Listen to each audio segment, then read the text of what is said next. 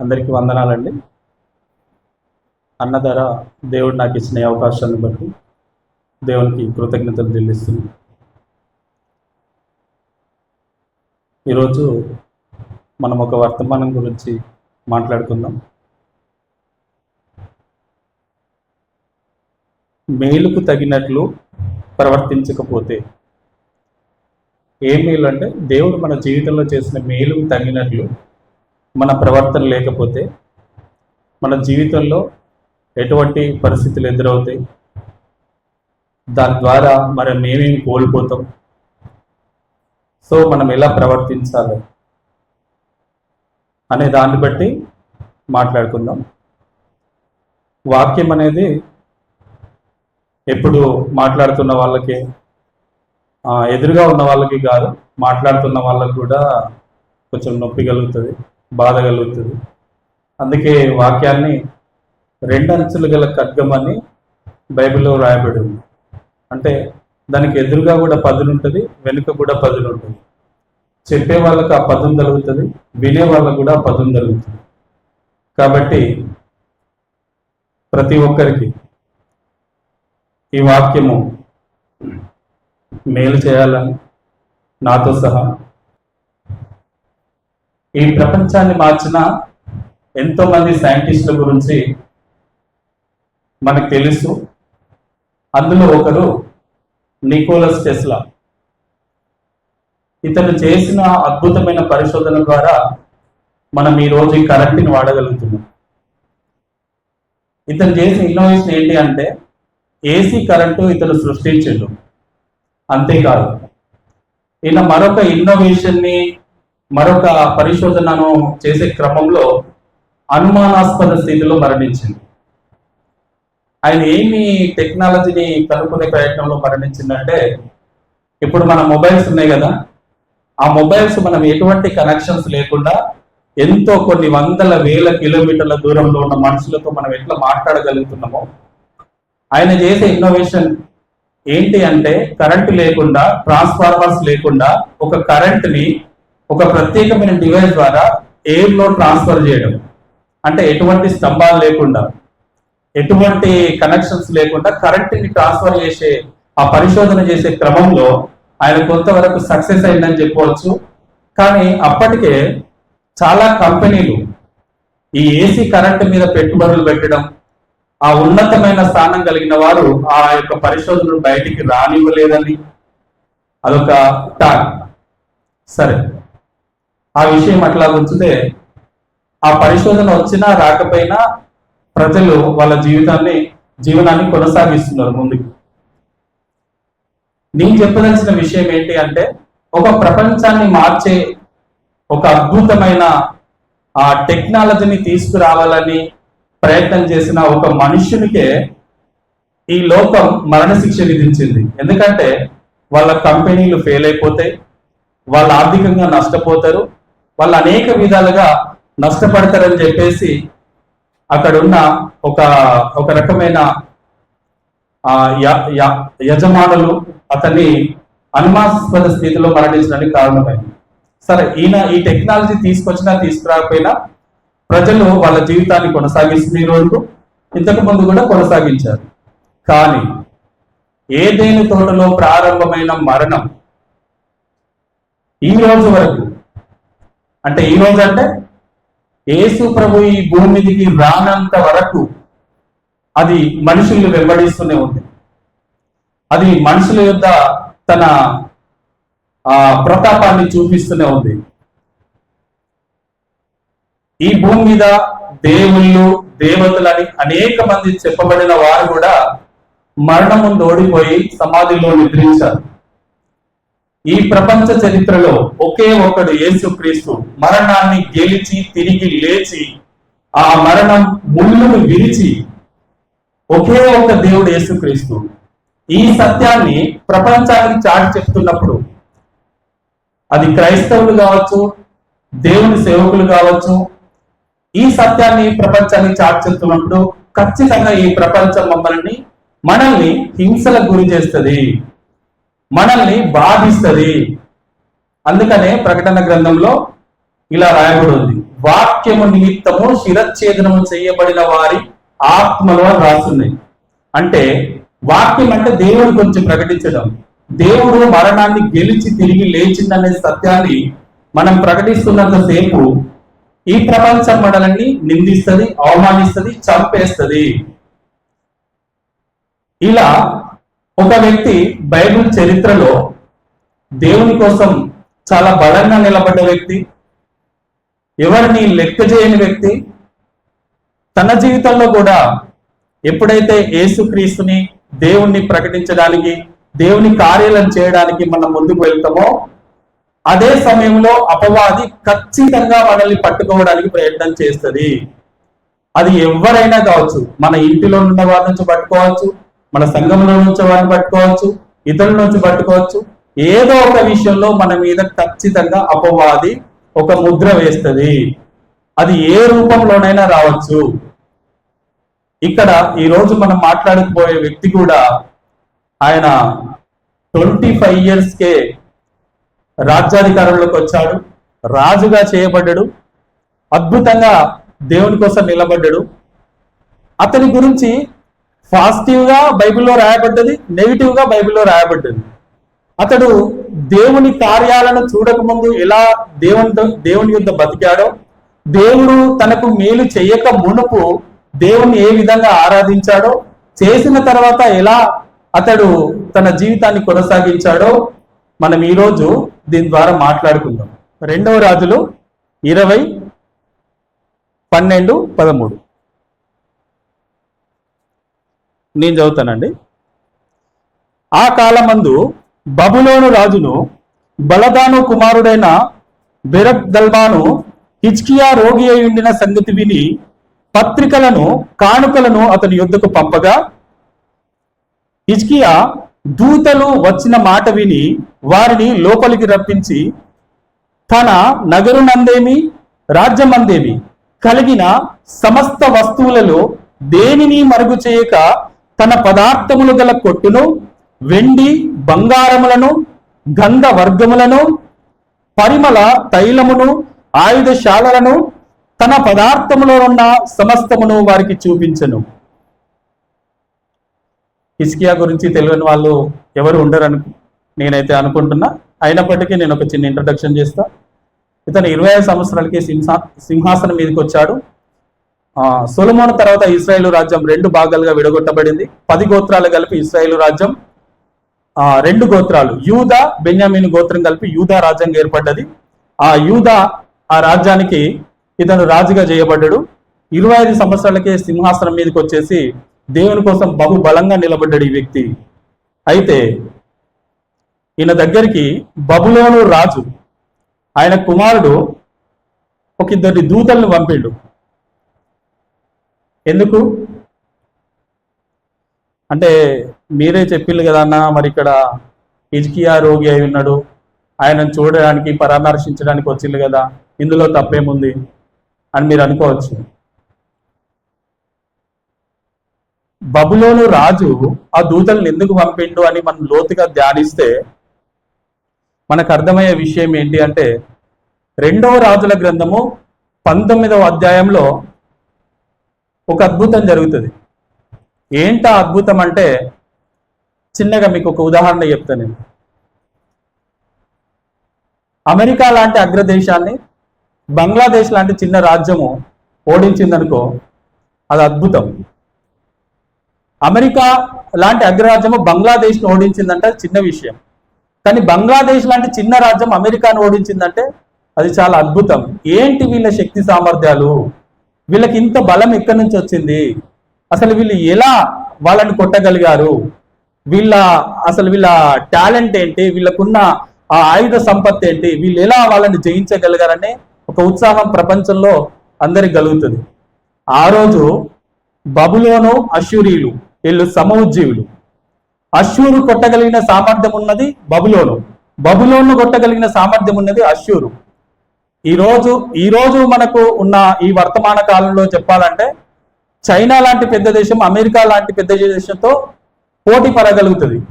అటువంటి దేశాల మధ్య ఒక వార్ నడిచిందంటే అది ఒక పెద్ద విషయం కాదు. కానీ ఒక చిన్న దేశము ఒక పెద్ద దేశాన్ని ఎలా ఓడించగలిగింది? బబులోను రాజుకు ఈ విషయం అంతుపట్టట్లేదు. హిజ్కియా రోగి అన్నాడు, అతన్ని పరామర్శించాలి, అతన్ని నేను నా మిత్రుడు, అతన్ని యోగక్షేమాలు తెలుసుకోవాలనే ఆ ఉద్దేశంతో ఈ దూతలు రాలేదు. ఈ దూతలు వచ్చిన విషయం ఏంటి అంటే 19వ అధ్యాయంలో ఒక అద్భుతం దేవుడు జరిగిస్తాడు. తెల్లవారంగా 1,85,000 మంది సైన్యం పడుకున్నోళ్ళు పడుకున్నట్టే అష్షూరు సైన్యం చనిపోయిండ్రు. ఎలా చనిపోయిండ్రు వీళ్ళు? ఏం జరిగి ఉంటది? ఇస్రాయేల్ రాజ్యానికి ఇంత గొప్ప సైన్యము, ఇంత టెక్నాలజీ ఎక్కడి నుంచి వచ్చింది? వీళ్ళు ఏం చేసి ఆ రాజును ఓడించిండ్రు? ఏం చేసి ఆ రాజును భయపెట్టిండ్రు? ఎందుకు ఆ రాజు మరలా తిరిగి వెనక్కి వెళ్ళిపోయిండు? అసలు విషయం ఏంటి? వీళ్ళ దగ్గర ఉన్న ఆయుధాలు ఏంటి? వీళ్ళు ఏం వాడి అతన్ని ఓడించిండ్రు అని తెలుసుకోవడానికి దూతలు అనడం కంటే ఒక వేగుల వారిగా వారిని పంపించుంటారు. కానీ మరి ఆ అష్షూరు సైన్యం ఎందుకు వెనక్కి వెళ్ళిపోయింది మనకందరికీ తెలుసు. తెలియకపోయినా నేను చెప్పడానికి ప్రయత్నం చేస్తాను. అయితే బబులోను కూడా ఆ రోజుల్లో అష్షూరులకు వ్యతిరేకంగా పోరాడుతుంది. హిజ్కియా కూడా అష్షూరీయులకు వ్యతిరేకంగా పోరాడుతున్నాడు. అసలు వీళ్ళు ఎందుకు వచ్చిందంటే నేను ఇంతకుముందే చెప్పిన ఆ కాలంలో 2వ దినవృత్తాంత గ్రంథంలో 32:27 హిజ్కియాకు అతి విస్తారమైన ఐశ్వర్యమును ఘనతయు కలిగెను.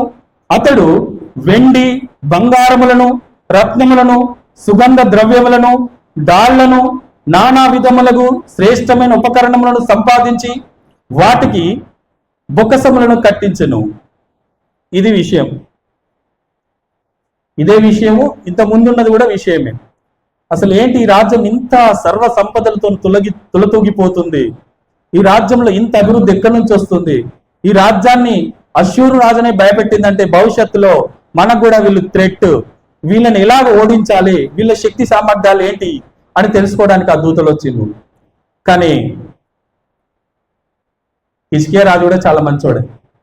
వాళ్ళ రాగానే పాపం అతిథి మర్యాదలు చేసిండు, చాలా అద్భుతమైన విందు చేసిండు, తన రాజ్యంలో ఉన్న ప్రతి దాన్ని వాళ్ళకి చూపెట్టిండు. ఆయుధశాలలు చూపెట్టిండు, తనకున్న గంధ వర్గములను చూపెట్టిండు, తైలాలను చూపెట్టిండు. తన రాజ్యంలో ఏమేమి ఉన్నదో అన్నీ కూడా ఆ దూతలకు చూపెట్టిండు. మంచోడే కదా, దీనిలో తప్పేముంది? మన ఇంటికి బంధువులు రాగానే మనం చాలా మర్యాదలు చేస్తాం, చాలా విలువలు ఇస్తాం. ఎంత విలువ అంటే ఆదివారం రోజు చర్చి ఉన్నా కూడా చర్చి పక్కన పెట్టి వాళ్ళకి అన్ని మర్యాదలు చేసుకుంటూ ఇళ్ళనే ఉంటాం. అంటే అంత బంధుప్రీతి కలిగిన వాళ్ళం మనం, దాంట్లో తప్పేం లేదు. అంటే హిజ్కియా కూడా అంతే బంధుప్రీతి కలిగిన వాడు. అసలు విషయం ఎక్కడుంది అంటే 2వ దినవృత్తాంత గ్రంథం 32:27 నుంచి 31. మరియు దేవుడు అతనికి అతి విస్తారమైన కలిమి చేసినందున పట్టణమును విస్తారమైన గొర్రెల మందలను పశుల మందలను అతడు సంపాదించెను. అతని దేశము ఆశ్చర్యంగా వృద్ధునందుట గూర్చి విచారించి తెలుసుకొనుటకై బబులోను అధిపతులు అతని యొద్దకు పంపిన రాయబారుల విషయములో. బబులోను అధిపతులు ఈ దూతలను ఎందుకు పంపినంటే స్పష్టంగా ఇక్కడ రాయబడి ఉంది 2వ దినవృత్తాంత గ్రంథంలో 32-31 అధ్యాయంలో. వృద్ధి నుండుటను గూర్చి విచారించి తెలుసుకొనుటకై బబులోను అధిపతులు, బబులోను రాజులు అతని యొద్దకు పంపిన రాయబారుల విషయంలో అతని శోధించి అతని హృదయంలో ఉద్దేశం అంతయు తెలిసి కొనవలనని దేవుడు అతన్ని విడిచిపెట్టెను. పంపింది బబులోను రాజా కాదు, దేవుడు బబులోను రాజును ప్రేరేపించి ఇతని యొద్దకు హిజ్కియా యొద్దకు పంపించాడు. హిజ్కియా ఎలా ప్రవర్తన చేస్తాడు, ఏం మాట్లాడతాడు, దేని గురించి ప్రకటిస్తాడు అని దేవుడు శోధించడానికి స్పష్టంగా రాస్తుంది ఇక్కడ. విషయంలో అతన్ని శోధించి అతని యొద్దకు పంపిన రాయబారుల విషయంలో అతన్ని శోధించి అతని హృదయంలోని ఉద్దేశమంతయు తెలిసి కొనవలనని దేవుడు అతన్ని విడిచిపెట్టెను. హిజ్కియా ఏం చెప్తాడు? నా గురించి చెప్తాడా? అతని దగ్గర ఉన్న ఆయుధాలను చూపిస్తాడా, బంగారాన్ని చూపిస్తాడా, ఇంకా వేరే దాన్ని చూపిస్తాడా అని దేవుడే శోధించాలని ఆ ఇద్దరును బబులోను రాజులకు అటువంటి మాటలనిచ్చి అతన్ని హిజ్కియా వద్దకు పంపించారు. అయితే హిజ్కియా ఏం చేయాలి? హిజ్కియా చేసింది కరెక్టేనా అంటే ఈ లోకం మటుకు చాలా కరెక్టే. యూదా దేశంలో ఏం చూపించాలి? ఈయన ఏం చూపించాడు? ఈయనకున్న వెండి బంగారాలు కాదు కదా చూపెట్టాల్సినవి, అశ్షూరు రాజు చేతిలో. అయితే అశ్షూరు రాజు వచ్చిన సంగతి వినంగానే హిజ్కియా ఏం చేసిందంటే, హిజ్కియా రాజు దానికంటే ముందు కొన్ని అశ్షూరు రాజు అతని కంటే ముందు కొన్ని మాటలు మాట్లాడతాడు. ఆ మాట్లాడంగానే హిజ్కియా రాజు తన బట్టలు చింపుకొని యెహోవా మందిరానికి వెళ్తాడు. అయ్యా, ఇలాంటి పరిస్థితి వచ్చింది, నేను ఏం చేయాలి? నేను ఎలా ఈ రాజుని ఎదిరించాలి? నా దగ్గర శక్తి లేదు, సైన్యం లేదు, ఇప్పటికే ఆ రాజ్యాన్ని అంతా వాళ్ళు ముట్టడి దిబ్బ వేశారు. నేను ఎలా ఈ ఉపద్రవం నుంచి విడుదల పొందాలి అని ఈయన బట్టలు చింపుకొని, అంటే బట్టలు చింపుకునేంత పరిస్థితి, అంత భయం కలిగి యెహోవా మందిరానికి వేయండి. మరి ఇప్పుడు వచ్చిన దూతలకు మరి ఈయన ఏం చూపిస్తున్నాడు? తన వెండి, బంగారం, డబ్బు, హోదా ఇవేనా చూపించాల్సింది? ఒక రాత్రిలో 1,85,000 మంది చనిపోవడం అంటే మామూలు విషయం కాదు కదా. అశ్షూరు దాంట్లో అశ్షూరు రాజు చేతి కింద ఉంటే అతని సేవకుడు ఏమంటాడంటే, ఫలానా దేవతలు ఏమైపోయిళ్ళు, ఫలానా రాజ్యం ఏమైపోయింది, మేము యుద్ధం చేయకముందే ఆ రాజులందరూ మాకు నమస్కరించి తలవంచిళ్ళు, నీ దేవుడు నిన్ను కాపాడతాడా, నీ దేవుడు నిన్ను విడిపిస్తాడా, నీ దేవుడు నీకు విజయాన్ని ఇస్తాడా అని వెటకారంగా మాట్లాడితే, అప్పుడు విజయం ఇచ్చిన దేవుణ్ణి కదా నువ్వు ప్రకటించాల్సింది, దేవుణ్ణి కదా నువ్వు గణపరచాల్సింది. నీ దగ్గర ఉన్న వెండి బంగారాలు ఇచ్చినా కూడా అశ్షూరు రాజు నాకు వద్దు, నీ రాజ్యమే కావాలి, నువ్వు నాకు సామంత రాజుగా ఉండాలి, నా కింద పనిచేయాలి అని ఆయన సైన్యంతోనే రాయబారం పంపుతాడు.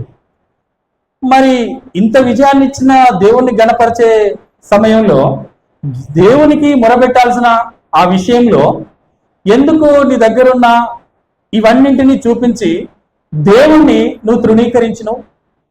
దేవుణ్ణి ఎందుకు చిన్న చూపు చూసినావు? అశ్షూరు చేతిలో నుంచి విడిపించింది ఎవరు? దేవుడా, మనుషులా? మరి హిజ్కియా నువ్వు మరణం అవుతున్నావు. 2వ రాజులు 25:6.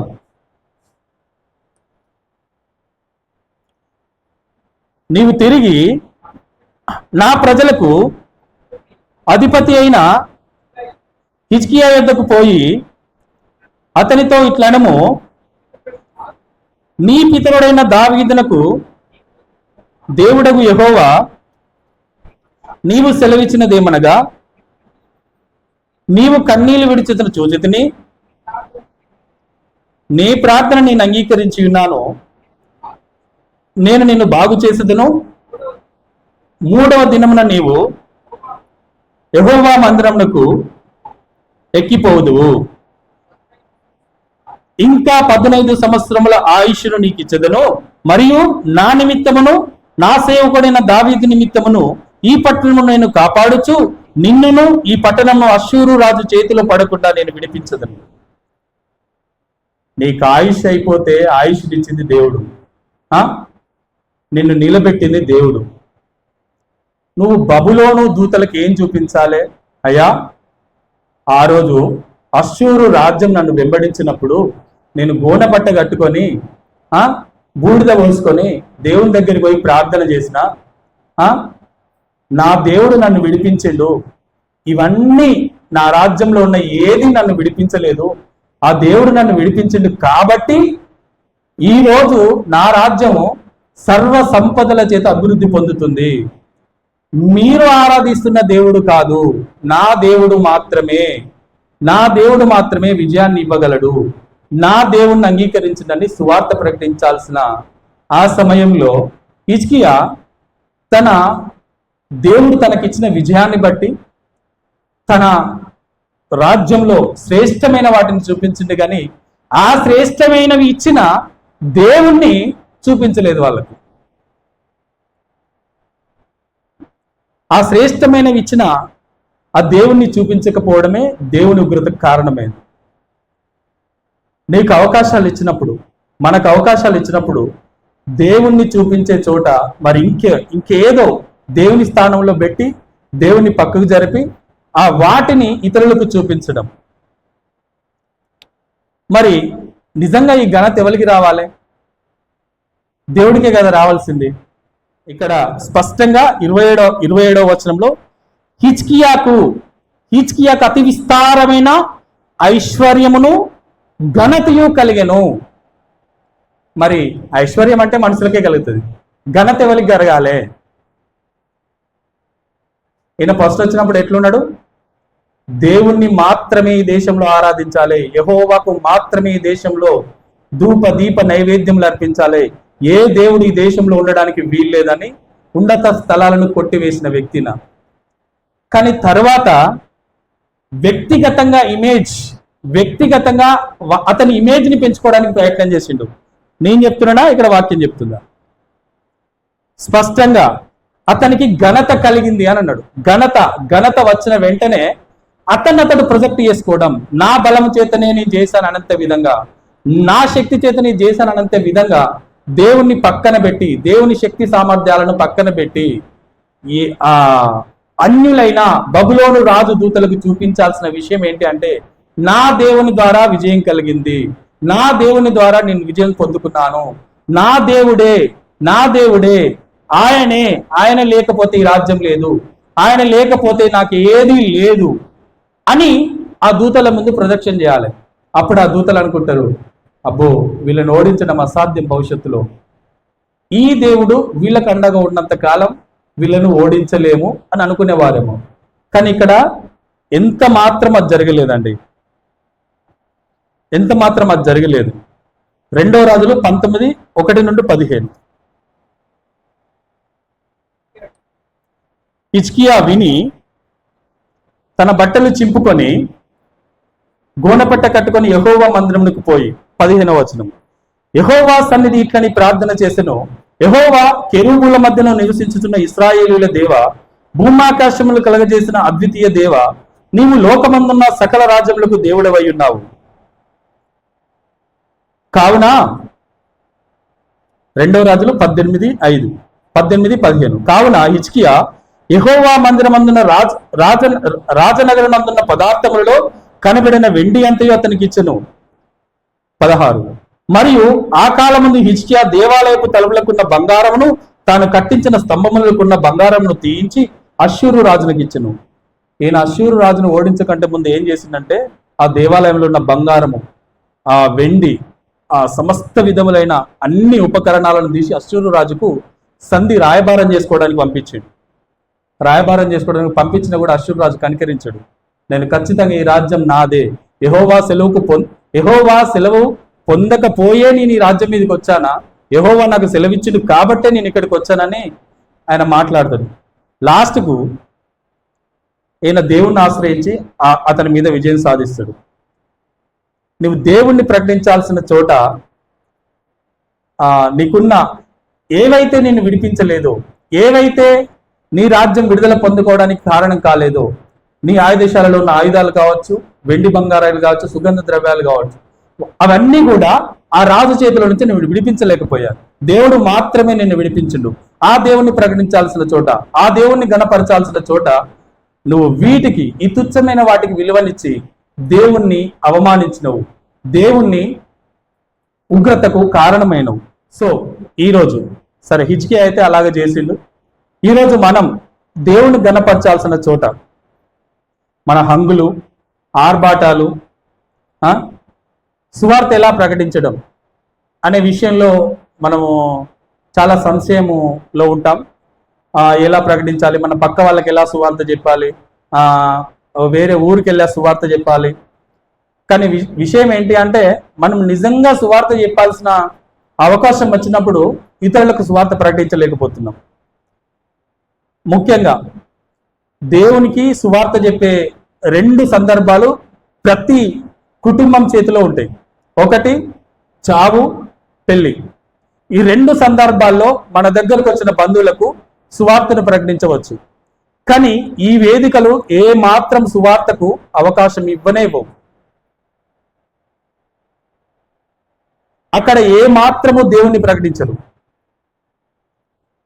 ఈ 2 సందర్భాల్లో దేవుణ్ణి మహిమపరచాల్సిన సందర్భాలు చాలా వస్తాయి. కానీ ప్రతి చోట అన్నింటికి టైం ఉంటుంది. పాస్టర్ గారు మైక్ పట్టుకోగానే అన్న కొంచెం తొందరగా కానివ్వండి అన్న, మా వాళ్ళు ఆకలి అవుతుంది, చాలా లేట్ అయిపోయింది ఇప్పటికే. మైకు పట్టుకోగానే ఈ మాట వస్తుంది దగ్గరికి. దేవుని వాక్యం మొదలు పెట్టగానే ఈ మాట వస్తుంది, అన్న కొంచెం తొందరగా కానివ్వండి అన్న, ఎందుకంటే వీళ్ళు పొద్దున్న నుంచి వెయిట్ చేస్తున్నారు, ఇప్పటికే బాగా లేట్ అయిపోయింది. ఏం ప్రకటించాలి నువ్వు? ఏం ప్రకటిస్తున్నావు? దేవుణ్ణి గణపరచవలసిన చోట అది. దేవుని సువార్తను అన్ని జనులకు వినిపించాల్సిన చోట అది. నీకు అద్భుతంగా దేవుడిచ్చిన అవకాశాలు అవి. నువ్వు పనిచేసే ఆ పని చోట కావచ్చు, నీ స్నేహితుల మధ్య కావచ్చు. కొన్ని సందర్భాలు నేను ఇంతకుముందు చెప్పిన 2 సందర్భాల్లో ఖచ్చితంగా దేవుని సువార్తను నీ ప్రజలకు నువ్వు ప్రకటించే అవకాశం ఉన్నా వెంటనే అన్ని చేసే దరిద్రులకు అంతా టైం ఉంటుంది. కానీ వాక్యానికి వచ్చేసరికి 10 నుంచి 15 నిమిషాలు మాత్రమే సమయం ఉంటుంది. అంతకు మించి ఇవ్వరు.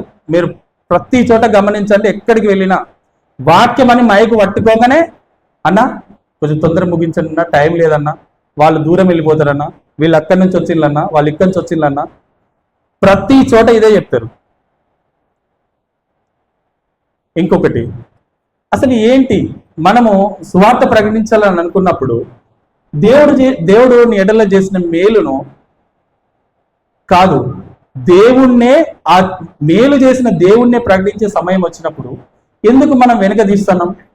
ఇది మనల్ని ఖచ్చితంగా విమర్శించుకోవాల్సిన సమయం. ఇంకోటి, దేవుడు మనకు అన్ని ఇచ్చిండు. దేవుడు మనకు అద్భుతంగా, అంటే మనము మొదట వచ్చినప్పుడు దేవుని దగ్గరికి ఎట్లా ఉన్నామో, తర్వాత ఎట్లా ఉన్నామో మన పరిస్థితి మనకు తెలుసు. అంటే ప్రతి ఒక్కరికి వాళ్ళ పరిస్థితి వాళ్ళకి తెలుసు. తప్పకుండా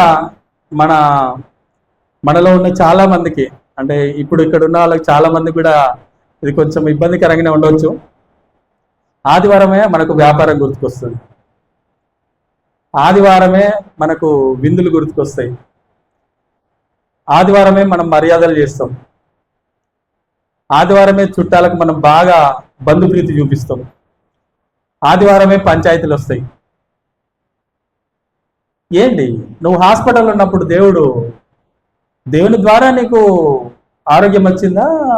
వీటన్నిటి ద్వారా ఆరోగ్యం వచ్చిందా? నీ హీనస్థితిలో ఉన్నప్పుడు దేవుడి ద్వారా నువ్వు విజయం పొందుకున్నావా? వీటి ద్వారా విజయం పొందుకున్నావా?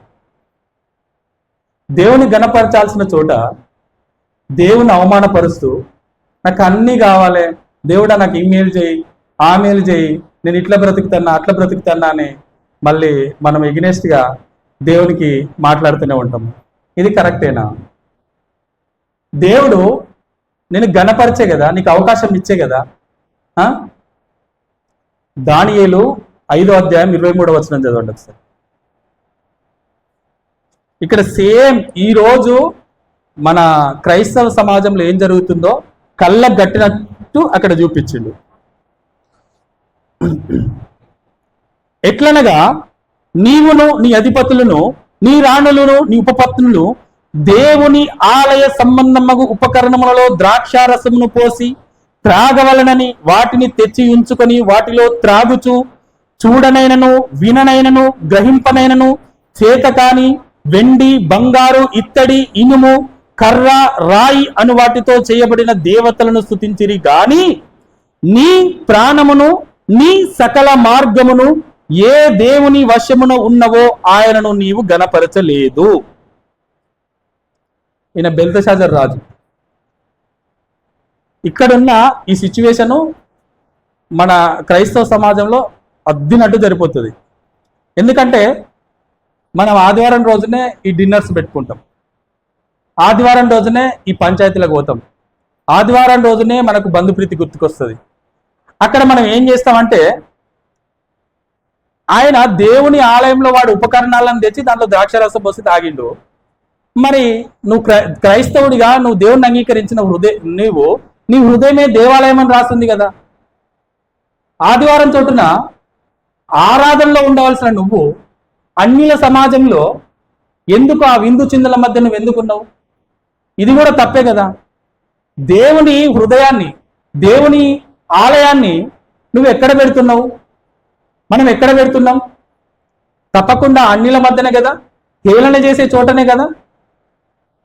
ఆ రోజు బెల్తషాజర్ రాజు ఏం చేసిందంటే, దేవుని ఆలయంలో వాడి ఉపకరణాలను తీసుకొని వచ్చి దానిలో ద్రాక్షరసం పోసిండు.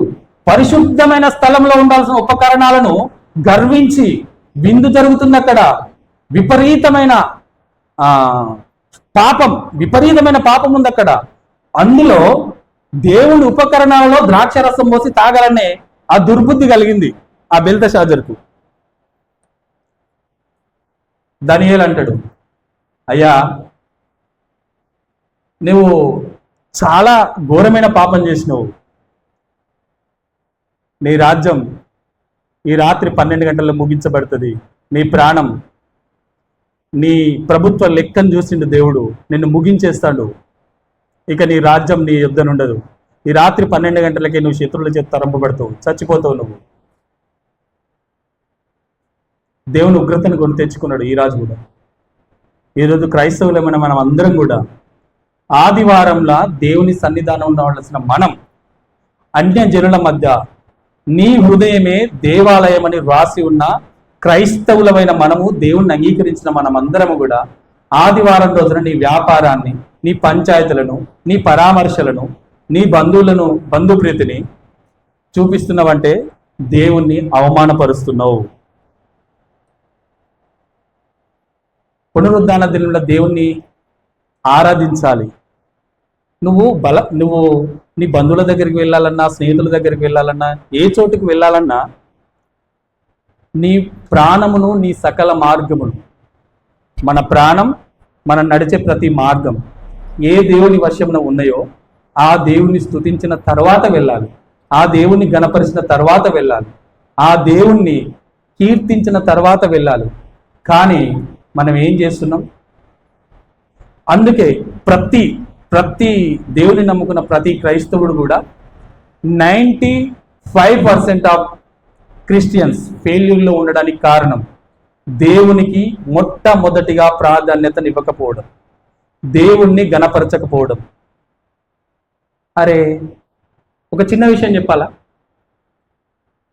హైదరాబాద్ ప్రాంతంలో ఒక్కొక్క బిల్డింగ్ 50 అంతస్తులు ఉంటుంది. నాకు తెలుసు 50 అయినా అంతకంటే ఎక్కువ కూడా ఉండొచ్చు కదా. మినిమం ఒక 50, ఒక 60 అంతస్తులు ఉంటుంది. ఎంత కష్టపడి కట్టుంటారో ఆ బంగ్లాని. కనీసం ఒక 10 సంవత్సరాలు కట్టుంటారా?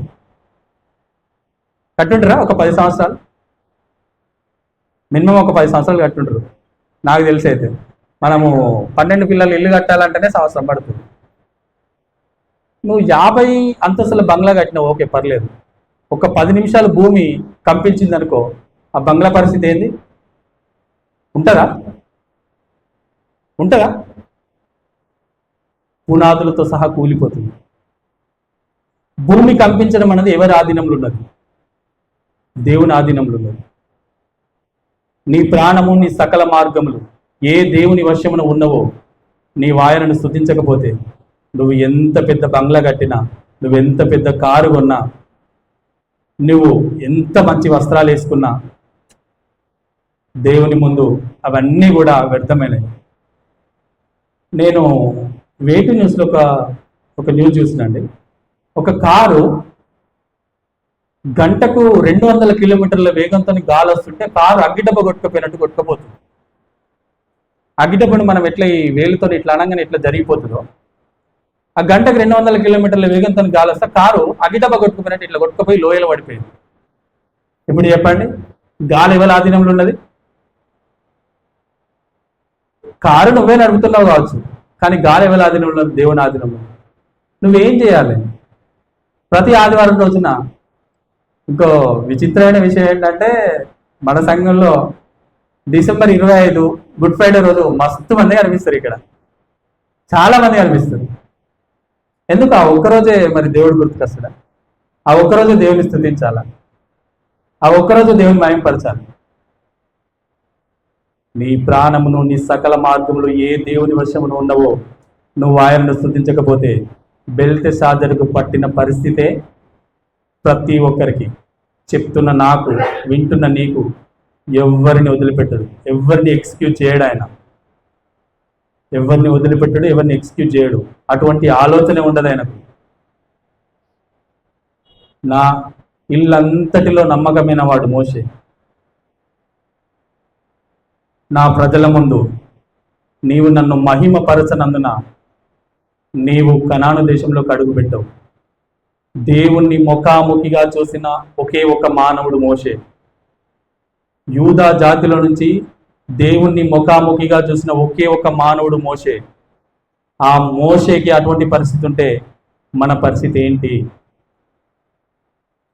మన పరిస్థితి ఏంటి? మనల్ని మనమే ప్రశ్నించుకోవాలి, మనల్ని మనమే విమర్శించుకోవాలి, మనల్ని మనమే క్వశ్చన్ చేసుకోవాలి. మోషే లాంటి 66 గ్రంథాల్లో మొదటి 5 గ్రంథాలు మోషే రాసింది.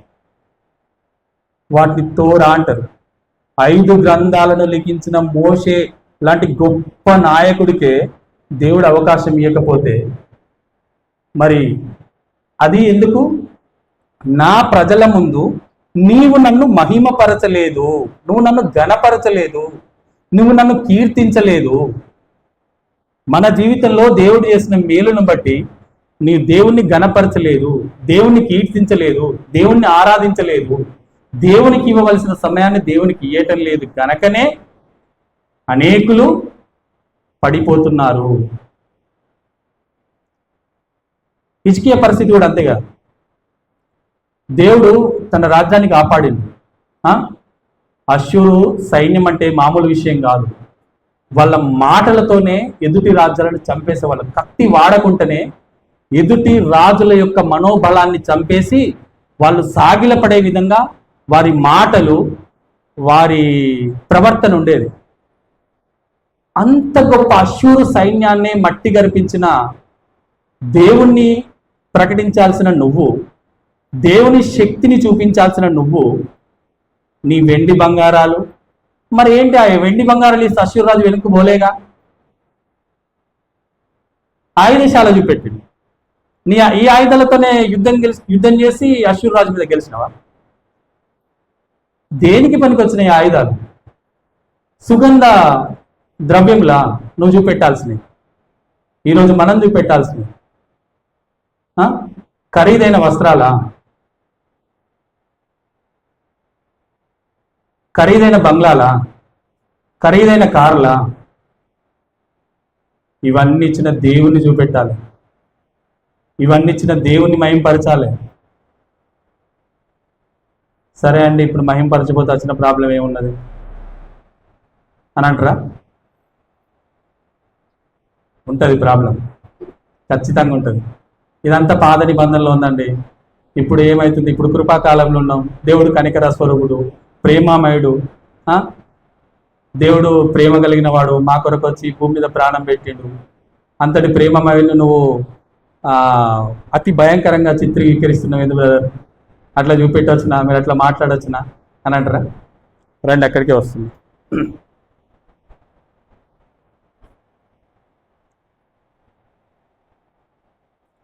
రెండవ రాజులు 18:1-7.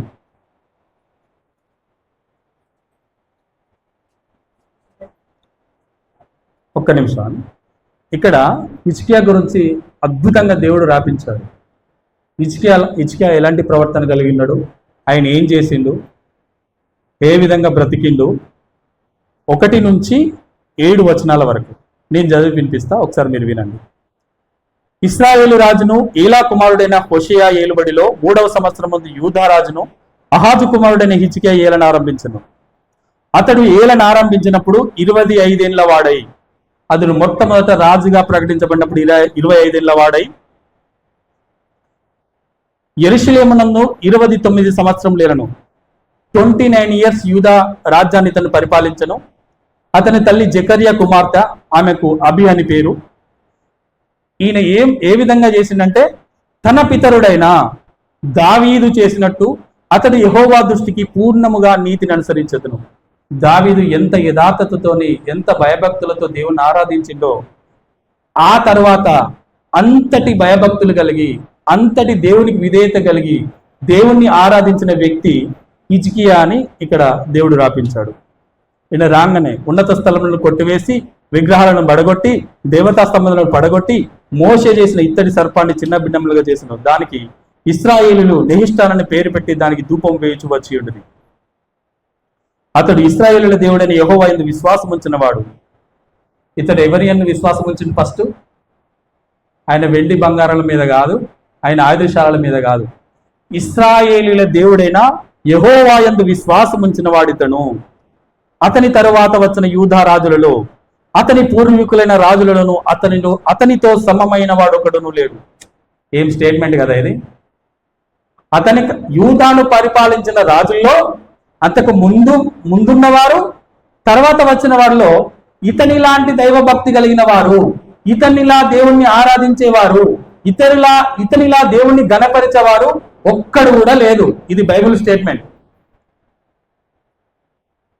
అతడు యెహోవాతో హత్తుకొని, దేవుని హత్తుకొని, యెహోవాను హత్తుకొని, ఆయన ఉదయము సాయంత్రము దేవుని యొక్క ప్రార్థన, దేవుని యొక్క ఆశీర్వాదానికి కారణమైండు. దేవుణ్ణి విడిచిపెట్టలేదు.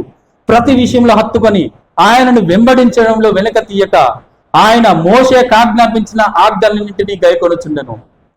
మోషే ధర్మశాస్త్రంలో ఏం రాసిండో ఆజ్ఞలని తూచ తప్పకుండా పాటించిన గొప్ప రాజు హిజ్కియా. కావున యెహోవా ఇవన్నీ చేసింది కాబట్టి దేవుడు యెహోవా అతనికి తోడుగా ఉండెను. తాను వెళ్ళిన చోటునెల్లా, ఏ చోటునైతే హిజ్కియా అడుగు పెట్టిండో, ఏ చోటుకైతే అతను ప్రయాణం చేసిండో, ఏ రాజ్యంతో యుద్ధం చేసిండో, ఆ చోటునెల్లా అతనికి విజయాన్ని ఇచ్చింది. అతన్ని వెంబడించింది దేవుని కృప. అతని కంటే ముందుగా ఆ దేవుని దూతలు ఆయన యుద్ధంలో పాల్గొని ఆయనకు విజయాన్ని ఇచ్చినాయి. అష్షూరు రాజును తాను వెళ్ళిన చోటునెల్లా అతడు జయము పొందెను. అతడు అష్షూరు రాజునకు సేవ చేయకుండా అతని మీద తిరగబడెను. చూసారా, దేవునికి భయభక్తులు ఉంటే అష్షూరు రాజును కూడా లెక్క చేయలే. ఫస్ట్ నువ్వెంత తోడువయ్యా, నా దేవుడు నాకు తోడుండగా నీ సైన్యం నన్నేం చేస్తుందని మనుషులకు ఎదురు తిరిగిండు దేవుణ్ణి పట్టుకొని. తర్వాత కాలంలో తనకున్న వాటిని పట్టుకొని దేవునికి ఎదురు తిరిగిండు. ఫస్ట్ ఏం చేసిండు? దేవుణ్ణి పట్టుకొని మహా సామ్రాజ్యమైన అష్షూరుని ఎదిరించిండు. తర్వాత కాలంలో తనకున్న వాటిని పట్టుకొని దేవుణ్ణి ఎదిరించిండు. మరిక దేవుడు కూడా చెప్పాలిగా, దేవుడు కూడా మాట్లాడాలిగా. 2వ రాజుల గ్రంథం 20:16-19. ఇవన్నీ చేసిన తర్వాత దేవుడు యెషయాను పంపించి అతనితో మాట్లాడుతున్నాడు. యెషయా అనే ప్రవక్తను పంపించి అతనితో మాట్లాడుతున్నాడు. 20:16. అంతటా యెషయా హిజ్కియాతో ఇట్లనను, యెహోవా సెలవిచ్చిన మాట వినుము. వచ్చు దినములలో, నీ రాబోతున్న దినాలలో ఏమీ మిగలకుండా, ఏది ఉండదో, నువ్వు ఏదైతే ఇక్కడ చూపించినవో, నువ్వు ఏది ఉన్నదని గర్వపడుతున్నావో, ఏది ఉన్నదైతే అహంకారం చూపుతున్నావో, ఏమి మిగలకుండా నీ నగరనందున్న సమస్తమును, ఏది ఉండదు ఊడు చేస్తారు అంతే. ఊడు చేయడం అంటే అక్కడ ఏం కనబడదు. మనం అన్నం తిన్న తర్వాత ప్లేట్ కడుగుతాం కదా, ఆ ప్లేట్ కడిగితే ముందు ఏం తిన్నామో మనకు గుర్తుంటుందా? అక్కడ కనబడుతుందా? దాంట్లో కడిగేస్తారు. బబులోన్ వస్తుంది ఒకరోజు నీ మీదకి, నీ దగ్గరికి బబులోన్ సైన్యం వస్తుంది. ఏమి ఉండకుండా సమస్తమును నీ పితరులు సమకూర్చి దాచిపెట్టినదంతయు, ఎవరైతే దావీదు గాని సొలొమోను గాని నీ రాజ్యంలో వారిని పితరులు సంపాదించి పెట్టిండు, చాలా ఆస్తుంది నాకు, ఇవన్నీ దీన్ని పట్టుకొని గర్వపడ్డావు కదా, ఈ దాచిపెట్టినదంతయు బబులోను పట్టణములకు ఎత్తికొని పోబడునని యెహోవా సెలవిచ్చుచున్నాడు, నువ్వు చూపెట్టినది ఏది కూడా నీ దగ్గర ఉండదు. ఎవరికైతే గర్వపడి దేవుణ్ణి చూపించాల్సిన చోట నీకు కలిగిన దాన్ని చూపించినవో అది కూడా ఉండదు. ప్రతి దాన్ని ఎత్తుకొని పోతారు బబులోనుకు. ఓ రోజు వస్తుంది, బబులోను రాజే నీ మీద యుద్ధం చేయడానికి వస్తాడు, అతనే పట్టుకొని పోతాడు. భవిష్యత్తులో జరుగుతాయి, రాబో దినాల్లో ఇది జరుగుతుంది అని దేవుడు తన ప్రవక్త అయిన యెషయా ద్వారా ప్రకటిస్తున్నాడు. ఇంకా అతి భయంకరమైన విషయం ఏంటంటే 18వ వచనం, మరియు నీ గర్భమందు పుట్టిన నీ పుత్ర సంతును బబులోను రాజు నగరునందు నపుంసకులుగా చేయుటకై వారు తీసుకొని పోబడుదురు. నీ సంతానంలో ఎవ్వరు కూడా పిల్లల్ని కనే శక్తి సామర్థ్యాలు ఉండవు. నీ సంతానం అంతరించిపోతుంది ఈ భూమి మీద నుంచి. నీ గర్భం నుంచి వచ్చిన ఏ ఒక్కరు కూడా సంతానం కనడానికి యోగ్యులుగా ఉండరు. నపుంసకులుగా బబులోను రాజును వారిని మార్చబోతున్నాడు. హిజ్కియా చేసిన అద్భుతమైన పనికి వాళ్ళ వారసులకు వచ్చిందా?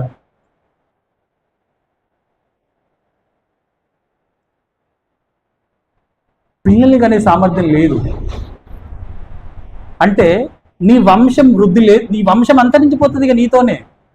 నీ తర్వాత అసలు నీ వంశం అనేది ఇశ్రాయేలు రాజ్యంలో ఉండదు.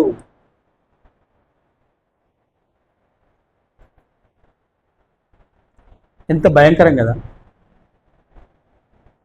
ఎంత అద్భుతంగా బ్రతికినావు నువ్వు, ఏ విధంగా దీవించబడ్డావు నువ్వు. లాస్ట్కి ఎక్కడికి వచ్చిందంటే అసలు నీ పిల్లలు ఎవ్వరు కూడా నీ తర్వాత ఈ రాజ్యాన్ని పరిపాలించడానికి అర్హులు కాదు. 19వ వచనంలో అంటాడు. అందుకు హిజ్కియా ఏమని సమాధానం చెప్తున్నాడు? ఒకప్పుడు బట్టలు చింపుకొని దేవుని సన్నిధికి వెళ్ళి ఆయనకు సాగిలపడి ఆయనకు నమస్కరించి, అయ్యా 2వ రాజుల గ్రంథం 20వ అధ్యాయంలో యెషయా ప్రవక్త చెప్పంగానే, అయ్యా నీ దినములు సమాప్తమైనవి అనగానే హిజ్కియా గోడ తట్టు తిరిగి కన్నీళ్లు విడిచి, అయ్యా నేనెట్లు నీ సన్నిధిలో జరిగించుతునో కృపతో జ్ఞాపకం చేసుకోవాలన్న హిజ్కియా ఇక్కడ ఎట్లా మాట్లాడుతాడో ఒకసారి వినండి. అందుకు ఆయన చెప్పిన తర్వాత హిజ్కియా రిప్లై ఇస్తున్నాడు, నీవు తెలియజేసిన యెహోవా ఆజ్ఞ చొప్పుట జరుగుట మేలే. ఏంది ఇలా జరిగితే మేలా? ఇలా జరిగితే సంతోషమా?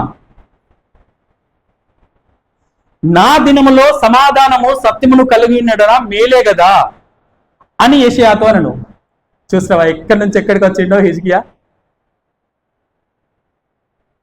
దేవుని తట్టు ముఖం తిప్పుకొని ఏడ్చి, అయ్యా నేను ఎట్లా చేసిన నీకు తెలియదా, నేను రాగానే నీకోసం ఎట్లా బ్రతికినా తెలియదా, హల్లెలూయా,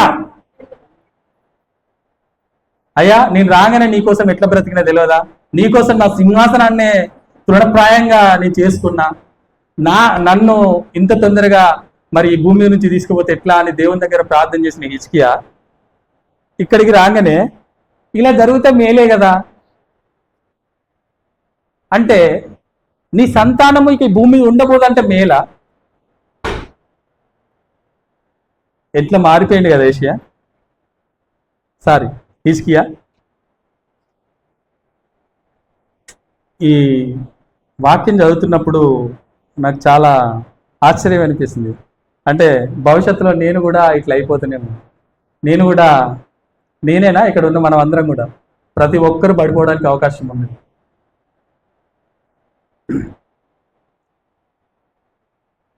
రెండవ దినవృత్తాంత గ్రంథంలో 32:25-26.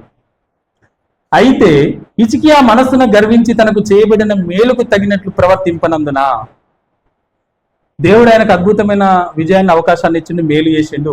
ఆ మేలుకు తగినట్లు ప్రవర్తింపనందున అతని మీదికేనా,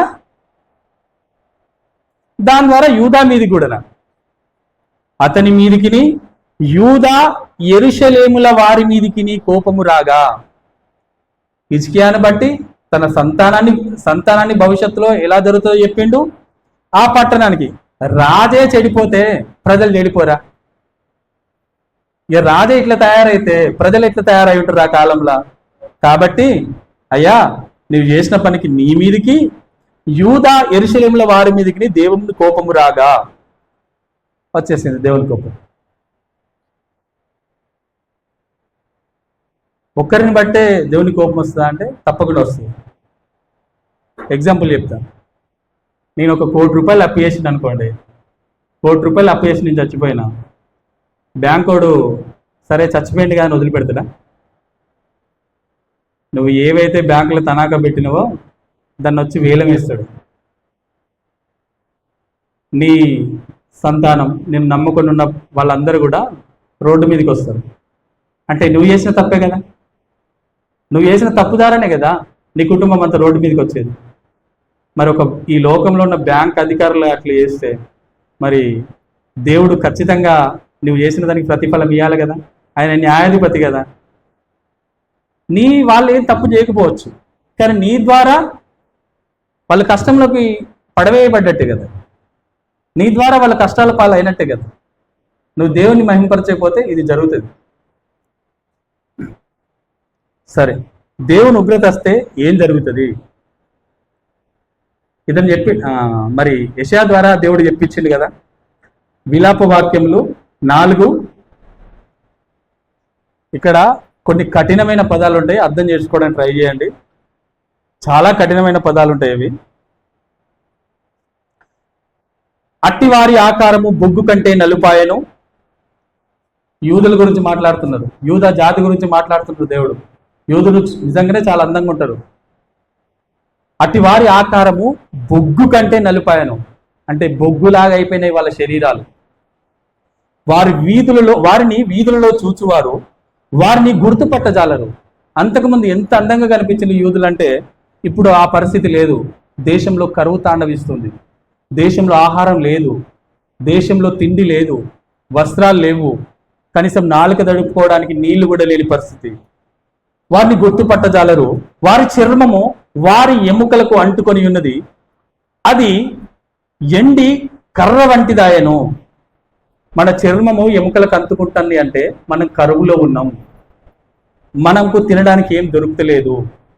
ముఖ్యంగా ఈరోజు కూడా ఆఫ్రికా వంటి దేశాలలో ఈ పరిస్థితులు ఉంటాయి. వాళ్ళు చాలా బలహీనంగా ఉంటారు. నిజంగా వాళ్ళ చర్మం ఎముకలకు అంటుకుంటుంది.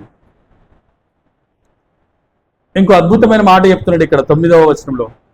క్షామహతులు భూఫలము లేక పొడవబడి క్షీణించిపోయేదరు, ఖడ్గహతులు క్షామహతుల కన్నా భాగ్యవంతులు.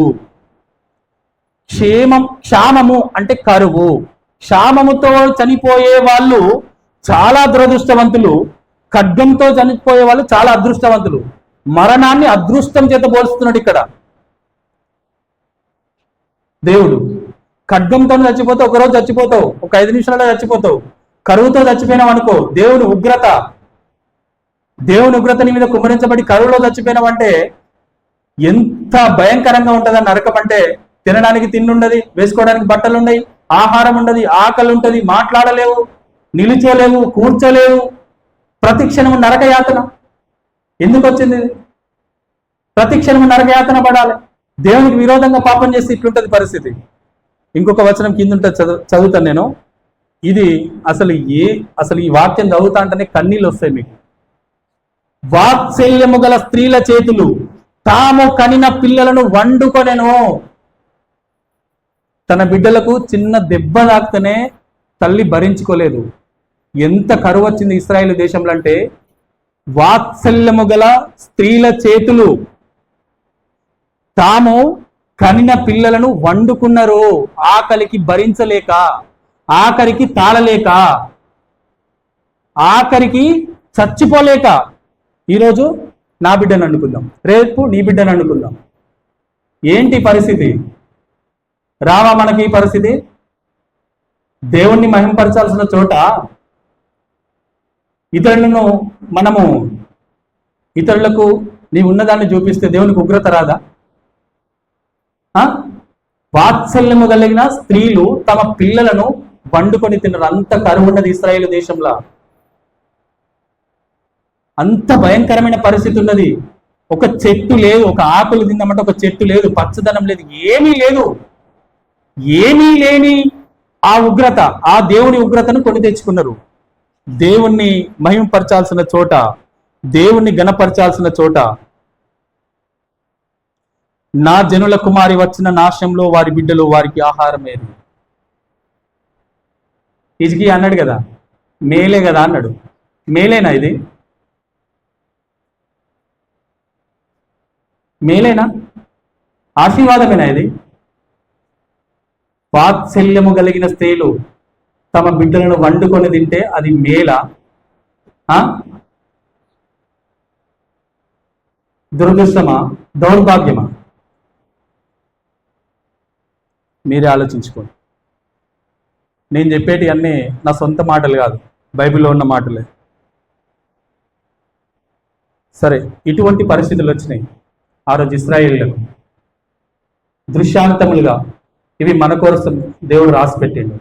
మనం ఎలా ప్రవర్తన చేయాలి, దేవుడు మనల్ని ఆశీర్వదించిన తర్వాత మొట్టమొదటిగా దేవుడికి విలువనియాలి. ప్రభు దినమున దేవుని స్తుతించాలి, ప్రభు దినమున దేవుని ఆరాధించాలి. నీ వ్యాపారం కాదు, నీ వెండి బంగారాలు కాదు, ఆయన ఏమిచ్చినా సంతృప్తి పడే దేవుడు కాదు. అలా సంతృప్తి పడే దేవుడు అయితే హిజ్కియా దగ్గర చాలా బంగారం ఉంది, హిజ్కియా దగ్గర చాలా ధనం ఉంది, ధాన్యం ఉంది, ఐశ్వర్యం ఉంది, అన్నీ ఉన్నాయి. అవన్నీ తీసుకొని దేవుడు తృప్తి పడేటోడు.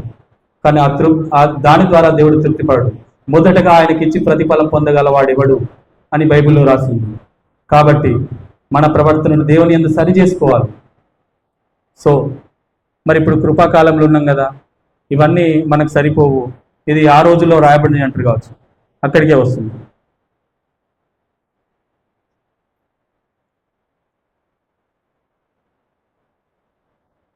అపోస్తల కార్యములు 12:21-23.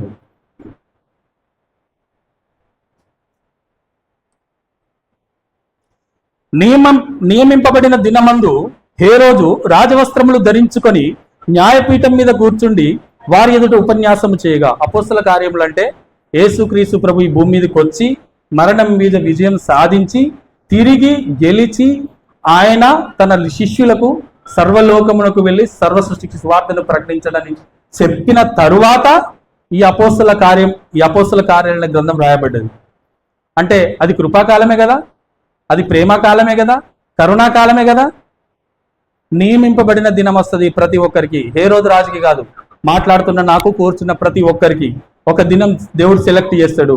ఆ దినం ముందు హేరోదు రాజవస్త్రములు ధరించుకుని న్యాయపీఠం మీద కూర్చుండి ఆయనకు ఇచ్చిన దేవుడు ఇచ్చిన అధికారాన్ని బట్టి ఆయన న్యాయపీఠం మీద కూర్చుండి ఉపన్యాసము మాట్లాడుతున్నాడు, చెప్తున్నాడు. జనులు ఈ మాటలను విని ఇది దైవస్వరమే గాని మానస్వరము కాదని కేకలు వేసిరి. దైవస్వరమా? హేరోది దైవస్వరం అయితే మరి చెరసాలలో ఉన్న యోహాన్ని ఎందుకు తలగొట్టించి చంపుతాడు? యోహాను, నువ్వు తప్పు చేస్తున్నావు నాయన, దేవుడు నీకు అధికారం ఇచ్చిండు మంచిగా బ్రతుకోనంటే యోహాను తల కొట్టించి చంపుతాడు. హేరోది దైవస్వరమా? దైవస్వరం ఎట్లేదు, ఇది మానవ స్వరం కాదని కేకలు వేసింది. అప్పుడైనా జాగ్రత్త పడాలి కదా హేరోదు. అతడు 12:23 అతడు దేవుని మహిమ పరచనందున. ఇక్కడ కూడా సేమ్ డైలాగ్. మోషకి ఏం మాట్లాడిండో, హిజ్కియాకి ఏం మాట్లాడిండో, హేరోదు కూడా అదే మాట్లాడుతున్నాడు. దేవుణ్ణి మహిమ పరచలేదు, నీకు రాజరికాన్ని ఇచ్చిన, నీకు న్యాయపీఠం మీద కూర్చుండే అవకాశం ఇచ్చిన, నీవు నన్ను మహింపరచలేదు, నన్ను గణపరచలేదు గనక వెంటనే ప్రభువు దూత అతన్ని మొత్తను కనుక పురుగులు పడి ప్రాణం విడిచింది. ప్రాణం విడిచినాక పురుగులు పడడం కామన్. ఎందుకంటే మనం చచ్చిపోయినాక మన శరీరంలో ఏం జరుగుతుందో మనకు అనవసరం, ఎవరు చూడకూడదు, చూడరు. ఇక్కడ జరిగిన అద్భుతం ఏంటంటే పురుగులు పడ్డాయి. చనిపోవడం కంటే ముందే నాకు తెలిసి ఒక పెద్ద గాయం అయి ఉంటుంది. ఆ గాయంలో పురుగులు పడ్డాయి. పురుగులు పడి చచ్చిపోయింది హేరోదు రాజు. పురుగులు పడి చనిపోయిన ఉన్నది. ఎంతకాలం బ్రతికిండో రాజే. ఇట్లనే ఉంటుందా కృపాకాలంలో? ఇది కృపాకాలంలో జరిగింది. ఇది యేసు ప్రభు ప్రాణం పెట్టిన తర్వాత జరిగింది. నాణానికి ఒకవైపు మాత్రమే ఆయన ప్రేమమేడు, నాణానికి ఒకవైపు ఆయన శిక్షించేవాడు. ఏ మాత్రము అపరిశుద్ధతను ఓర్చుకోడు, విగ్రహారాధనను భరించడు ఆయన. అపోస్తలుడైన పౌలు గారు కూడా ఈ స్టేట్మెంట్ ఇస్తున్నాడు. ఏంటి? 1 కొరింథీయులకు 9:16 నేను సువార్తను ప్రకటించుచున్నను, నాకు అతిశయ కారణము లేదు. సువార్తను ప్రకటించవలసిన భారం నా మీద మోపబడి ఉన్నది. అయ్యో, నేను సువార్తను ప్రకటించకపోయిన యెడల నాకు శ్రమ. ఇది అపోస్తలుడైన పౌలు గారు ఇస్తున్న స్టేట్మెంట్. దేవుడు నాకు ఇచ్చిన వాటిని అన్నింటినీ వదిలేసి, విచిత్రం ఏంటంటే పౌలు గారు గవర్నమెంట్ ఎంప్లాయీ, యేసు ప్రభుని అంగీకరించిన తర్వాత అన్నీ వదిలేసి సేవకు వచ్చింది. అయ్యో, నేను దేవుడు నా జీవితంలో దేవుణ్ణి దర్శనాన్ని ఎదుర్కొన్నాడు. ఆయన దేవుని దర్శనాన్ని చూసిండు. ఆయన అంటున్నాడు, అయ్యో నేను సువార్త ప్రకటించకపోతే నాకు శ్రమ. సువార్త అంటే దేవుని వాక్యాన్ని ప్రకటించడం, దేవుని ప్రకటించడం, నీకు వేదిక దొరికిన చోటు నెల్లా దేవుని గణపరచడం, అన్ని చోట్ల నీకు అవకాశం వచ్చిన ప్రతి చోట దేవుని గణపరచాలి, మహింపరచాలి. నీ ప్రాణము నీ సకల మార్గంలో ఆయన వశంలో ఉన్నాయి కాబట్టి ఆయనను ఆరాధించాలి, ఆయనను స్తుతించాలి. మొదట ఆయనకు విలువనివ్వాలి. ప్రతి పునరుద్ధాన దినం సంఘంతో కలిసి దేవుని ఆరాధించాలి, దేవుని స్తుతించాలి. ఈ అవకాశాలు ఇచ్చిన దేవుణ్ణి మహింపరచాలి. ఇలా ప్రకటించకపోతే నేను చెప్పినవి కాదు, ఇక్కడ వాక్యం నుంచే మీకు నేను చూపించాను.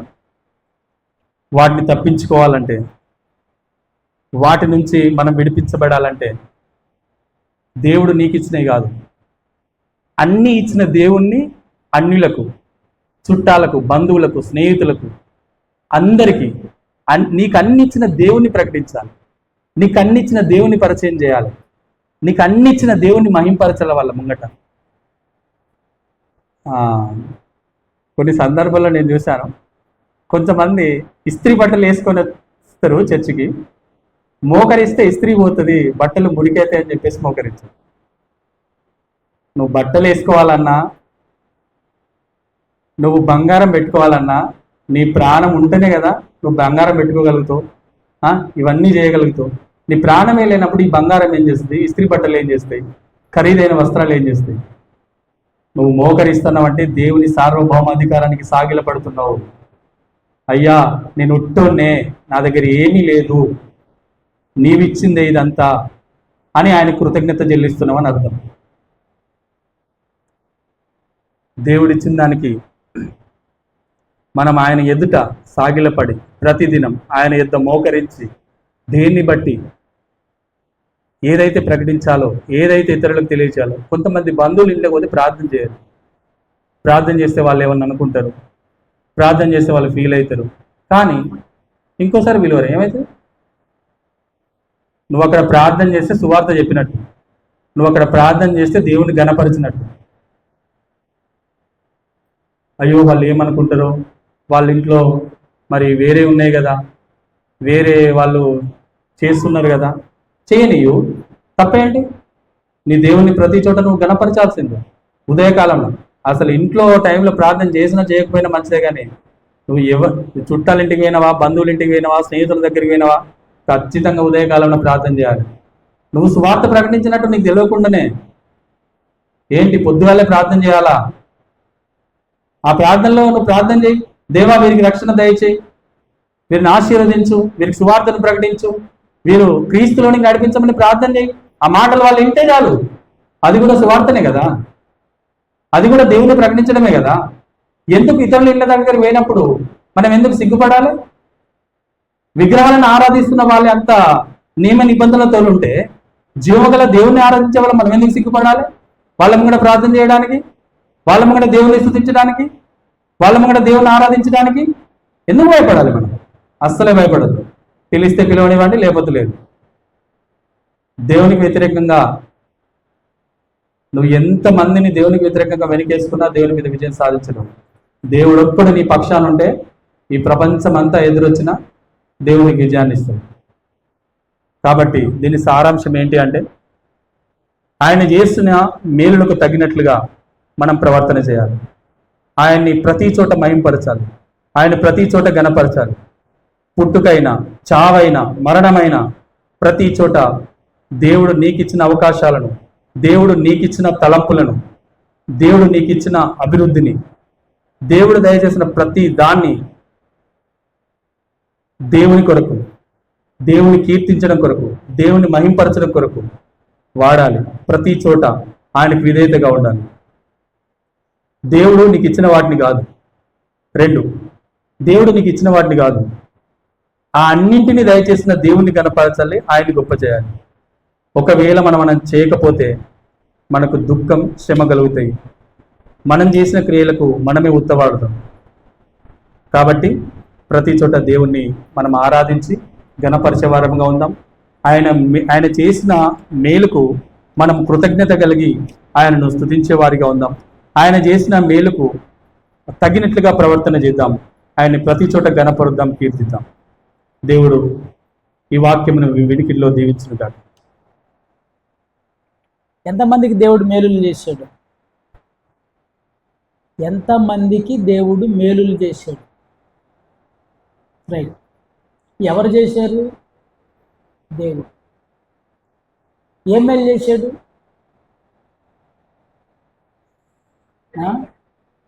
ఏంటో ఏమేం మేలు చేశాడు మీకు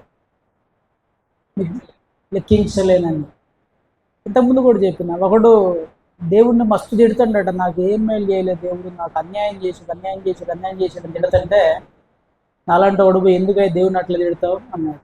నాకేందన్నా రోడ్డు మీద అడుక్కు తింటాడు చేసేసేందన్నా, దాన్ని నాకేం మేలు చేయలేదు నాకు దేవుడు అంటే, సరే అయితే 5 లక్షలు ఇస్తా, నీ 2 కళ్ళు ఇస్తావా అన్నాడట. కళ్ళు, నీ 2 కళ్ళు నాకు 5 లక్షలు ఇస్తా. అరే భలేవాడుగానే, నా కళ్ళు ఇస్తే నేనెట్ట చూడాలి అన్నాడు.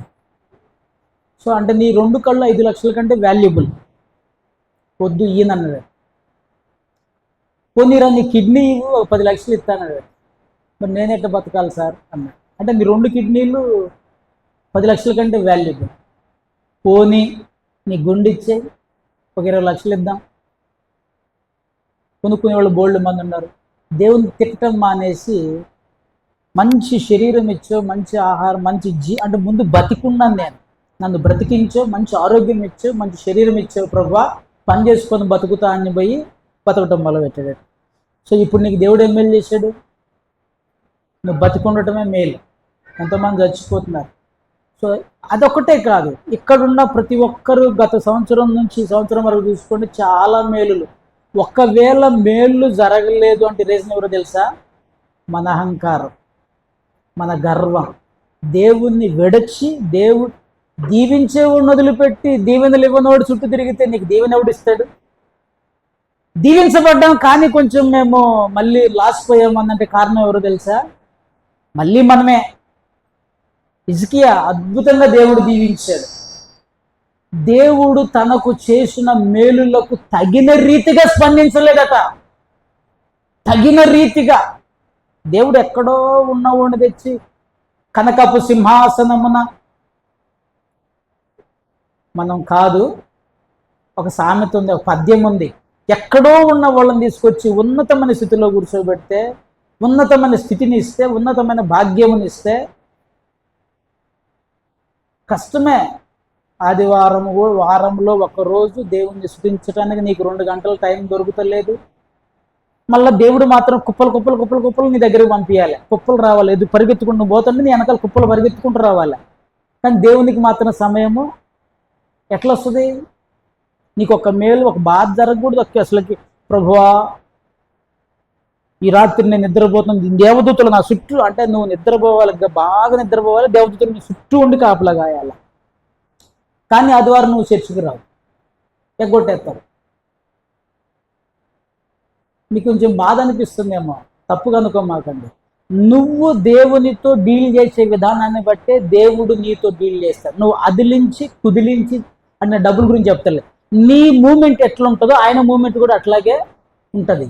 సో నువ్వు ఎలా ప్రవర్తిస్తున్నావు, నువ్వు ఎక్కువగా ప్రార్థన చేయి, ఎక్కువగా దీవించబడతావు. ఎక్కువగా దేవుని ఘనపరచు, ఎక్కువగా నీకు దేవుడు ఘనతని ఇస్తాడు. నువ్వు దేవుణ్ణి తక్కువ చేసి చూడు, దేవుడు నిన్ను కూడా తక్కువే చేస్తాడు.